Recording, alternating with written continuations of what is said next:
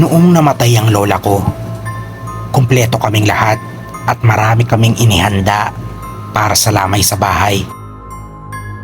Matandang paniniwala kasi sa aming lugar na mas ligtas ang kaluluwa ng yumao kapag sa sariling bahay siya binabantayan ng pamilya.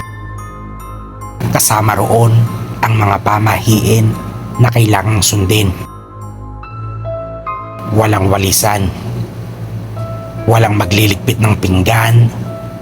Dapat takpan ng salamin.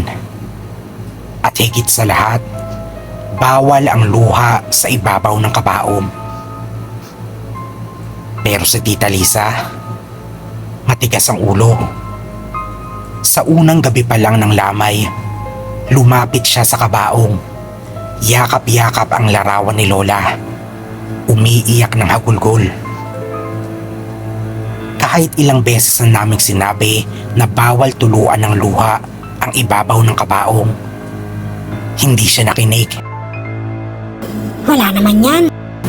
Sabi niya, Luma na yung pamahiing yan. kinagabihan, may narinig kaming kumakalabog sa loob ng bahay. Akala namin pusa lang o kung anong hayop. Pero nang sumilip si kuya sa sala, nanlaki ang mata niya. Ang takip ng kabaong nakabukas. Paglapit niya, kita niyang tila may gumalaw sa loob.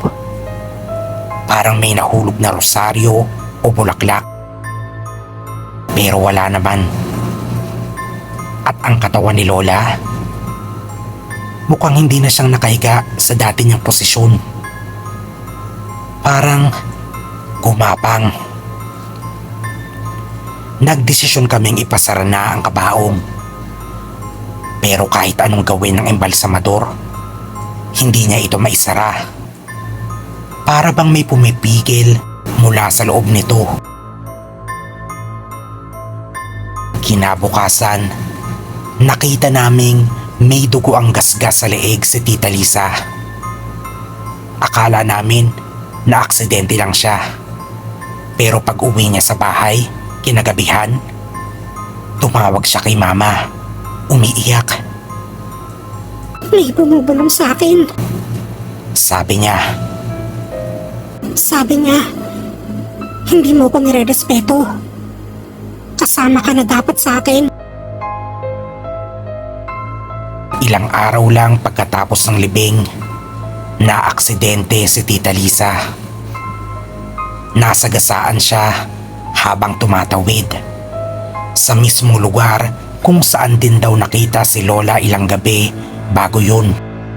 Nakasuot ng puting bestida, nakatingin lang pero walang mata. Hanggang ngayon, hindi na namin nilalabag ang mga pamahiin tuwing may patay.